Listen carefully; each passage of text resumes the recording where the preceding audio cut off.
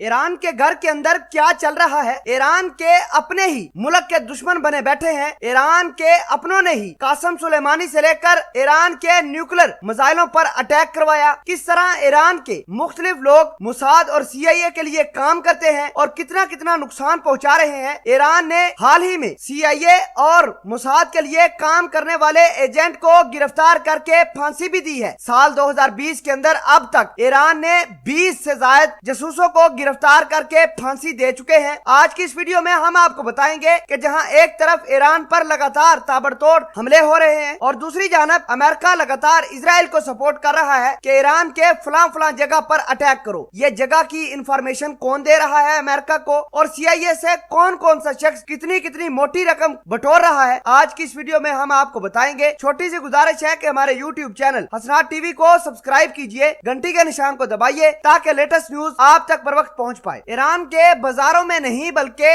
Iran की सरकार के अंदर अमेरिका के जासूस और मोसाद के एजेंट मौजूद हैं। हाल ही में ईरान ने एक जासूस जिसका नाम रजा अस्करी था उसको गिरफ्तार करके फांसी दी है। रजा अस्करी पर इल्जाम यह था कि ईरान के न्यूक्लियर मिसाइलों के बारे में अमेरिका को इंफॉर्मेशन देता था। रजा अस्करी मिनिस्ट्री ऑफ डिफेंस के अंदर एक मुलाजिम था। 2016 के अंदर उसने नौकरी से रिटायरमेंट ली और अमेरिका की CIA और मोसाद के साथ उसने डील पक्की की। इतलात के मुताबिक मोसाद और अमेरिका की CIA रजा अस्करी को मोटी रकम देकर उससे मुख्तलिफ किस्म के राज लिया करती थी। हाल ही में ईरान की गवर्नमेंट ने रजा अस्करी को शक की बुनियाद पर गिरफ्तार किया और इंटेरोगेशन में यह पता चला कि 2016 से ये शख्स अमेरिका के लिए काम करता है। नाजरीन ग्रामी, हाल ही में जो धमाके ईरान के मुख्तलिफ इलाकों में हुए, ईरान के न्यूक्लियर प्लांट्स के ऊपर हुए, ये इन्हीं जासूसों की वजह से हुए। इनकी बताई हुई इंफॉर्मेशन अमेरिका तक पहुंची और अमेरिका ने इजराइल को कहकर वहां पर एयर स्ट्राइक की। बहरहाल